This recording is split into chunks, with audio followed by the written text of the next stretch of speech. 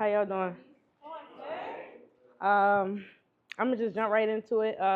Hopefully nobody in this room is experiencing anything like this, but if you are, this poem is for you. Maybe you know somebody that's going through it. Feel free to take out your camera, listen, send it to them. I'm a product of domestic violence turned deadly. And my daughter is a product of what could have been the same melody.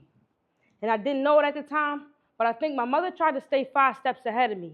Maybe she heard it in his tone and how he spoke with such similar hatred and jealousy. See, I never asked her, but I can only imagine what watching your daughter hurting does to you mentally, especially when your own mother and grandmother were murdered so senselessly. See, all I know is I didn't want my daughter to someday have to find remnants in me, and she'd be just like my mother, being stuck with a mind full of memories, fighting her whole life trying to make sure she could remember me. But the most vivid memory was stepping back on the same carpet and looking down at your sneakers bleed, realizing it was the blood that poured from your mother's body that was taken so violently. Yaden police seek motive and double murder suicide is what the newspapers read. See, my grandmother was only 1 year older than me as I stand here today making her 33, when her whole life was snatched from her entire family tree.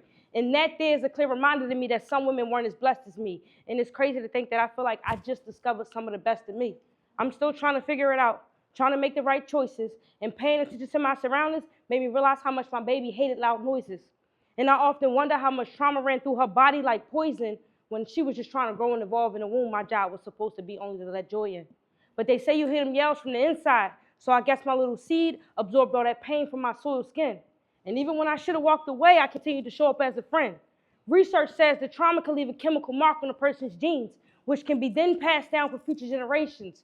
So I guess what I unknowingly did was give my baby superficial abrasions. And it hurts my heart to think of how she might have felt that night I was caged in. I just wanted to be free, so he decided to barricade in. It's wild how similarly connected my stories are to my now ancestors.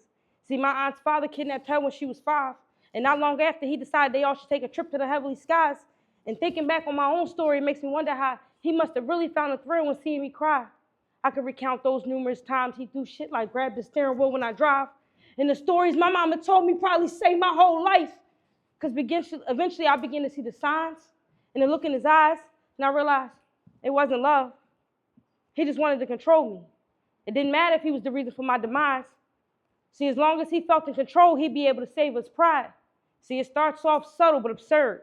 You want to believe one is having a bad day and it can never really hurt you. And then it clicks and you realize this shit can never be reversed, boo. So this piece is for the women that are still here left with me. This piece is for your peace and your reminder that he will never be the person you once thought he was, and I'm begging you to walk away to extend your life expectancy. You are going to die, and it won't be unexpectedly. I know that sounds harsh, but it's no nice way for me to make you believe that it's deadly to stay with a man that doesn't care if you bleed. How many nights he looked you right in your face as you weep? And I'm sure to top it off, you've dealt with some infidelity.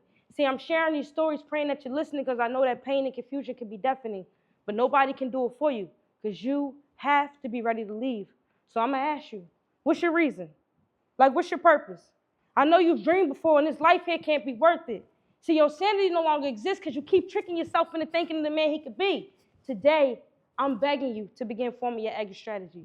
This poem might have triggered you, and I'm okay if you get mad at me because I ain't write this for no clout.